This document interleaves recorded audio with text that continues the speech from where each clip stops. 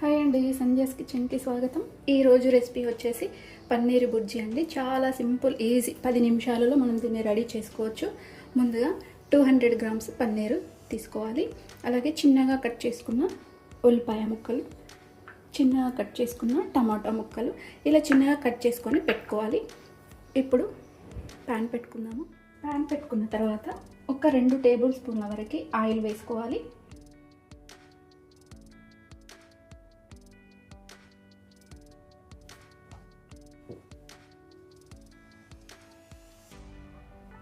ఇప్పుడు ఆయిల్ వేడిన తర్వాత ఇందులో ఒక 1/2 టీ స్పూన్ వరకు జీలకర్ర వేసుకోవాలి. ఇందులోనే చిన్నగా కట్ చేసుకున్న ఒక 2 పచ్చిమిర్చి ముక్కలు,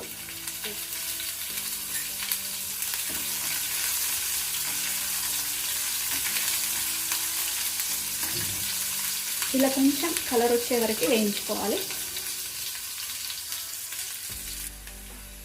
చిన్నగా తరిగి పెట్టుకున్న ఉల్లిపాయ ఒక మీడియం సైజు వరకు తీసుకొని కట్ చేసుకొని వేసుకోవాలి.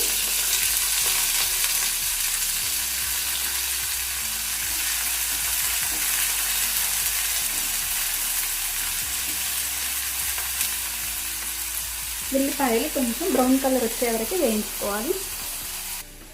ఇప్పుడు కొంచెం కలర్ వచ్చాయి కదా, ఇందులోనే అల్లం వెల్లుల్లి పేస్ట్ వేసుకోవాలి 1 టీ స్పూన్ వరకు.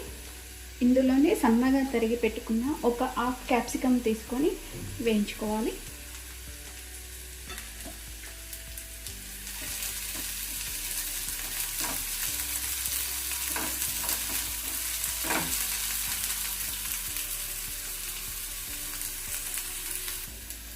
ఇలా క్యాప్సికమ్ కూడా వేగిన తర్వాత ఒక పెద్ద టమాటా తీసుకొని చిన్న ముక్కలుగా కట్ చేసుకొని వేసుకోవాలి.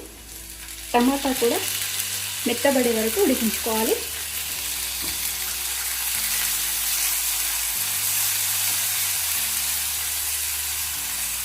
ఇప్పుడు ఇందులో ఒక 1/2 టీ పసుపు వేసుకోవాలి.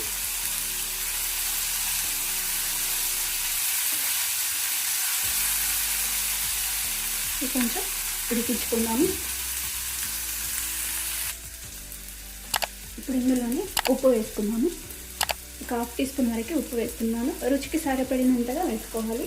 ఉప్పు, కారం 1 టీ స్పూను, అలాగే ధనియాలు ఒక 1/2 టీ స్పూన్ ధనియాల పొడి వేసుకోవాలి. వేసుకొని ఇదంతా కూడా ఒకసారి కలిపేసుకున్నాము.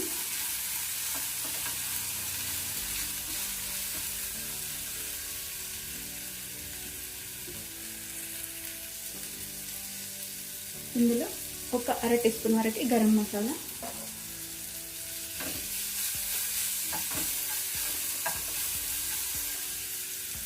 ఇప్పుడు మనం తీసుకున్న 200 గ్రామ్స్ పన్నీరు తీసుకొని ఇలా చేతిని స్మాష్ చేసుకొని వేసుకోవాలి.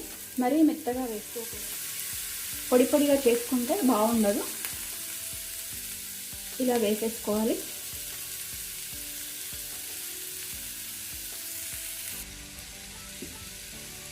ఇలా వేసుకున్నాక ఒకసారి ఇలా కలిపేసుకోవాలి. కొంచెం పెద్దగా పీసెస్ ఉంటాయి, ఇలా స్పూన్తోని స్మాష్ చేసుకోవచ్చు.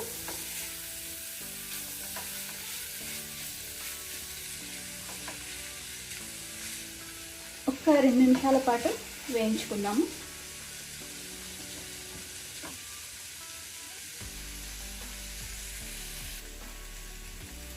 ఇప్పుడు పైనుంచి కొంచెం కొత్తిమీర వేసేసుకొని దింపేసుకోవడమే. ఇందులో కావాలంటే ఇప్పుడు పైనుంచి నిమ్మకాయ రసం కూడా పిండుకోవచ్చు. ఇప్పుడు స్టవ్ ఆఫ్ చేసేసుకొని గిన్నెలోకి తీసేసుకున్నాము. ఇప్పుడు బౌల్లోకి తీసేసుకుంటే మన పన్నీర్ బుర్జీ రెడీ అయిపోయిందండి. ఒక 10 నిమిషాలలోనే మనకు రెడీ అయిపోతుంది.